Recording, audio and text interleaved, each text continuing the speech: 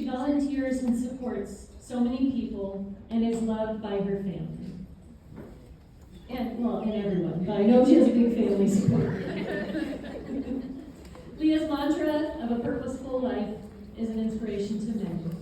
I hope you will follow her, do business with her, and get to know her. Ladies, please welcome Leia.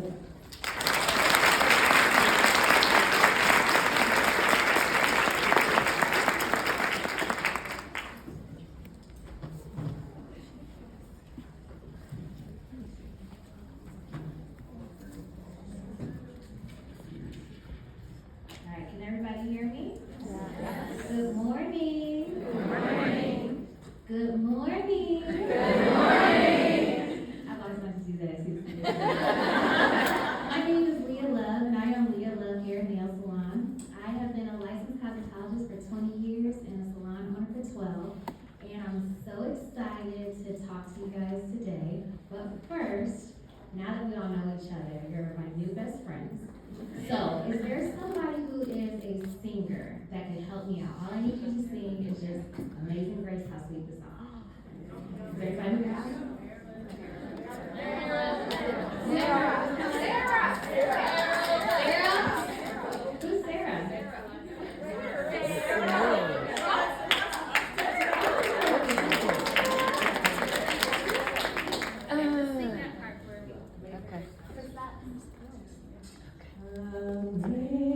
Amazing grace, how sweet the sound.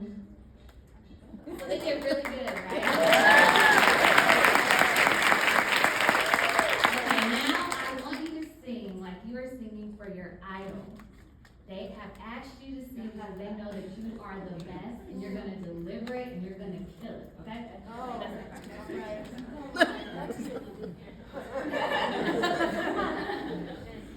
Amen. Wait, we gotta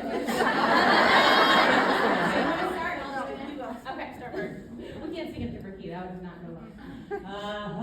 Amazing grace, how sweet the sound that saved a wretch like me.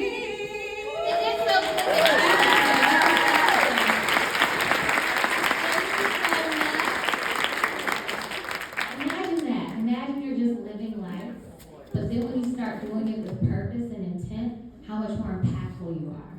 Today we're going to talk about unleashing your purpose and being more impactful with that, so that you can help people along your journey with that. I have a little slide over here, but I'm also going to just speak a little bit freely. So first we're going to talk about what are your gifts. You have to acknowledge what they are. Because if you don't know what gifts you have, you don't know what you can give to the world. So for me, my gift is that I'm a visionary. I can see what's not there, and then I use my talent, my artistic talent, to be able to create that. And when those collide, I'm able to live out my purpose of building confidence in women. I used to think, I was just polishing nails or just doing hair. But no, I really was giving women confidence.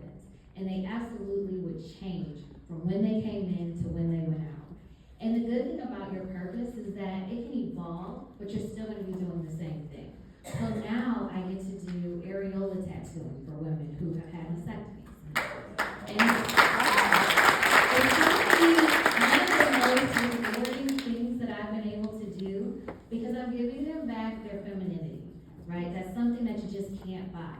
And it's really hard to look at yourself every single day and feel like, I don't feel like a woman. And so I am so excited that I get to be able to help them look in their mirror, look at their reflection, and love who they see. So, the next thing we're going to talk about is forgiveness. Sometimes it's just a matter that we have not forgiven ourselves. Accepting the facts and giving up the hope that the past could have been different was a quote that I heard. And it really resonated with me because sometimes we play this rerun game, right? We rerun, I could have done this, I could have done that, it could have gone this way, it could have gone that way. You can rerun that 1,000 times and it will not change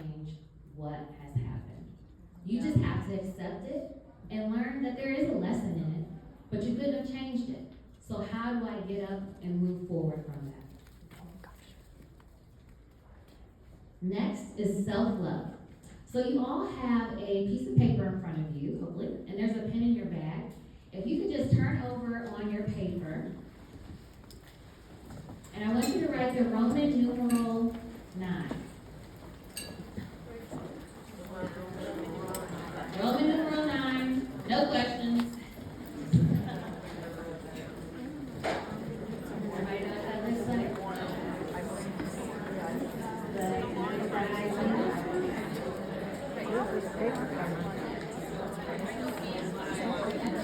Ivy. Yeah, I know, I already read all this. I'm sorry, not Ivy, IX.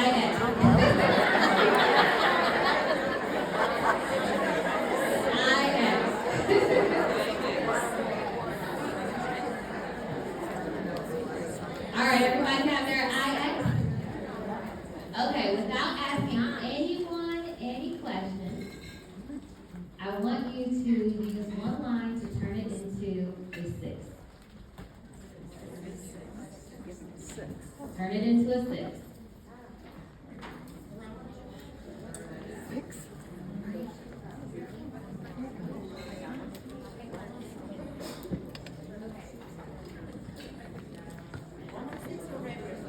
No questions.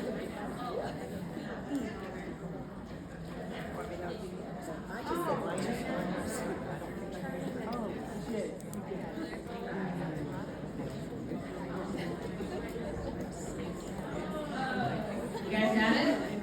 Need another second? I'll give you 20 more seconds.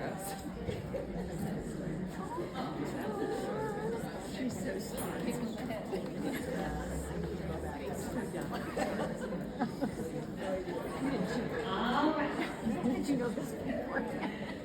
Okay, who can tell me how they turn theirs into a 6? You got it. That's what I did. Yep, that's what I did. So you put an S in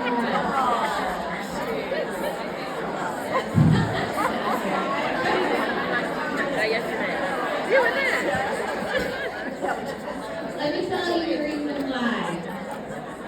All you could see was a Roman numeral, right? Yep. That was the perception I gave you. Sometimes in life, people give us perceptions and we can't see anything for anything else. So I want you to look at yourself and understand that sometimes when people say those things, some of it you just can't keep. Let people say what they need to say. Keep what you need. Get rid of what doesn't serve you. As a young black female, first question I get is, are you married? No. You have kids? No. Oh, I know what it is. You're so busy and focused on building your business. Oh, that's not it either. Oh, I know what it is. You're too intimidating. You're too busy. You appear as though you just don't have time for a relationship. Maybe if you just dial it down a little bit, right? Maybe if you just aren't like this or aren't like that. How many times have we heard people tell us those type of things, right? And those are other women telling us that stuff, right? And for a period of time, I did. I was like, okay, well, maybe I need to just reduce myself a little bit. Maybe I need to not be as much, not as extra, not appear as though. That's exhausting. And I don't have time for that. I don't have the capacity to sit there. And so I just realized that I was trying to walk around with a mask. And I was like, you know what? I'm going to take this mask off. I'm Leah. I am who I am. However you get me is how you get me. I'm the same if you catch me in the salon or if you catch me at a speaking event. And it's just too exhausting to try to be somebody that you're not.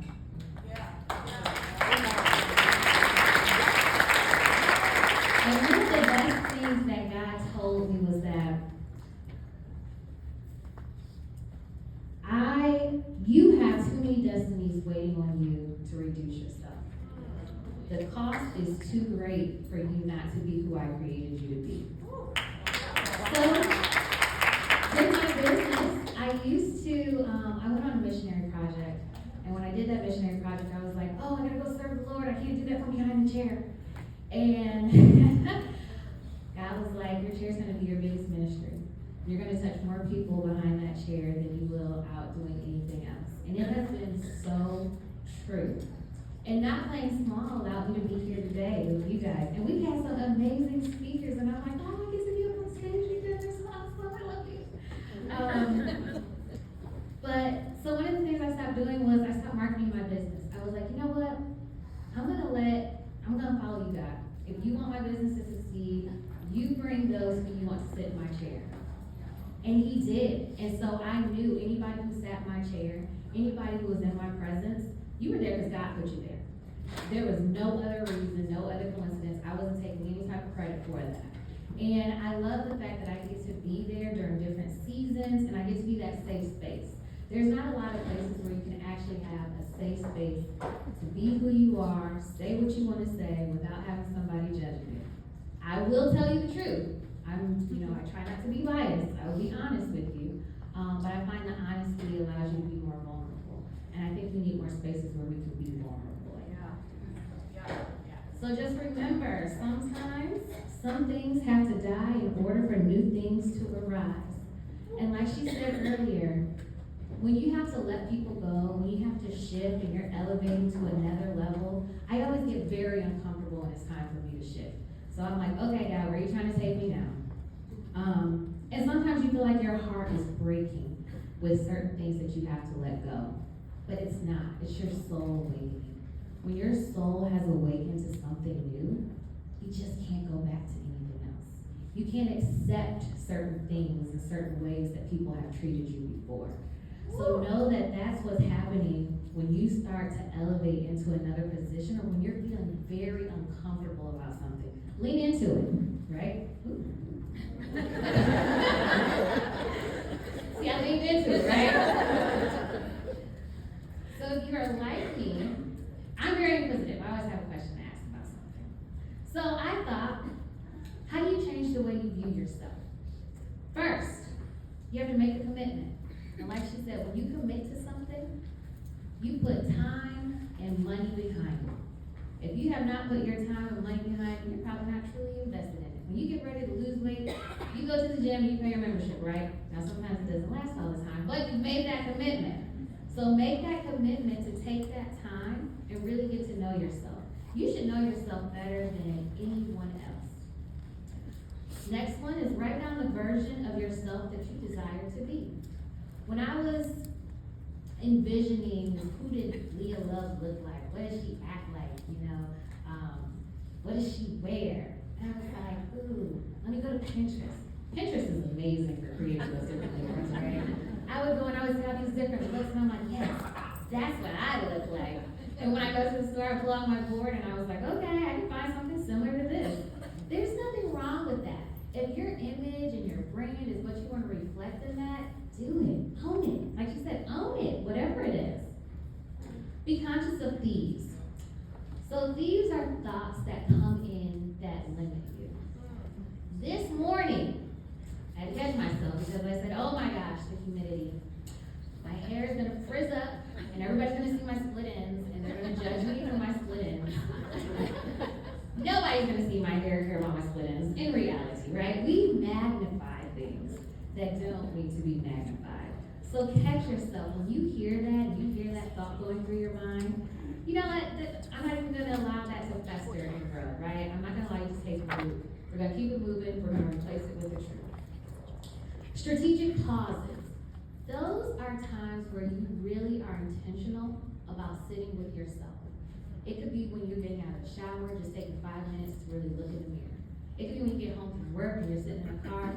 I happen to sit in my car a lot. I don't know why. It just allows me to decompress for the day. Sit in your car and be strategic about that time. Go over the day, reflect. What did you learn about yourself? Tell yourself what you liked about yourself today. What are you proud about yourself today? A lot of times we do not celebrate ourselves enough. Stop waiting on somebody else to give you an award. You can give your award every single day. And last, you have to earn it. You have to earn your own respect for yourself. That's how you view yourself differently. And with that, I say fail fast. When you fall on that ground, that is the best thing you can do. Because when you get back up and you look at yourself in the mirror, you're like, I'm still here. I can go on. I have taken this, whatever it was that tried to take me out. You guys, I survived a pandemic. No business school classes ever taught anything about that. You can't tell me anything about business, okay? So take those failures, take those falls, own them, look at yourself, and respect yourself for getting back up. And know that every time you get back up, there's still more purpose in there for you. There's still more for you to do. There's still more people for you to reach. And you have another opportunity to do that. Sometimes people have the thought process of, I'm not good enough. Let me tell you, that right there is a thought that can really get you. Imposter syndrome, right? Is that what they call it? Just know this. You are enough for now. God gives you daily strength, not future strength.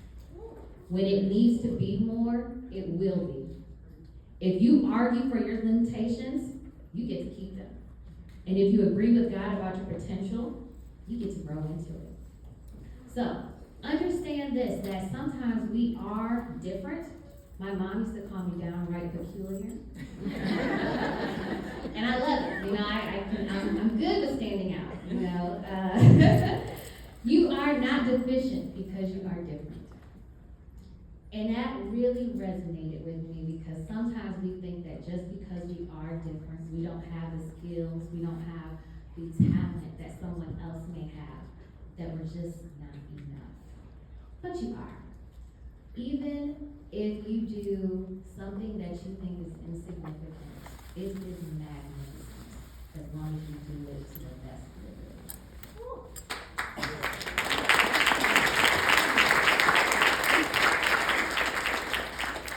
So I had a client, and I love the stories that they give me because I have a million of them. But she was about 70 at this time. And she said, yeah, when I was 50, I divorced my husband. I went back to law school, and at 60, I started my own practice. I was like, what? I'm not doing enough. But it made me realize it does not matter where you are in the time space. You can be 50, you can be 60, you can be 2. You have a purpose, and the world is still waiting on all that you can do. So I love this quote from Dr. Martin Luther King. It says, whatever your life's work is, do it well. A man should do his job so well that the living, the dead, and the unborn could do it no better. If it falls into your lap to be a street sweeper, sweep streets like Michelangelo painted pictures, like Shakespeare wrote poetry, like Beethoven composed music. Sweep streets so well that all the hosts of heaven and earth will have to pause to say, here lived a great street sweeper who swept his job well. I don't care what you do. If you are praying, if you are reading, if you are a speaker, if you are a doctor, if you are a lawyer, it is all significant. And do it like you can do, like no one can do better than you can. And I want to leave you with this last quote. It says, it's okay if you fall down and lose your spark. Just make sure that when you get up, you rise as the whole fire. Thank you all for listening to me today.